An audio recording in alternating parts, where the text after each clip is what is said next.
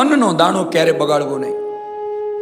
અન્નનો દાણો જ્યારે થાળીમાં બગડે છે ને, અન્નનો દાણો રીતસરનો એઠવાડમાં જતો હોય ને ત્યારે નિશાસો નાખતો જાય છે કે ભલા માણસ, તારા પેટના પોષણ માટે કરીને, તારા આનંદ માટે કરીને, તારી તૃપ્તિ માટે કરીને અમે કેટલી મહેનત કરી, કેટલા કષ્ટો સહન કર્યા.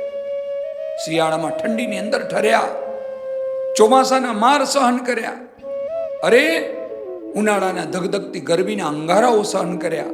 તારા માટે કરીને અન્નનો દાણો કહે છે, ભલા માણસ, તારા માટે કરીને અમે દાતરડાથી વઢાયા, ઘંટીની અંદર દળાયા, ચૂલે ચડ્યા, તાપ સહન કર્યું. તારા માટે કરીને અમે આટલી મહેનત કરી અને તું અમારી આવી અવદશા કરે છે. યાદ રાખો, થાળીમાં આવેલો અન્નનો દાણો તમારા માટે બહુ કષ્ટો સહન કરીને આવે છે.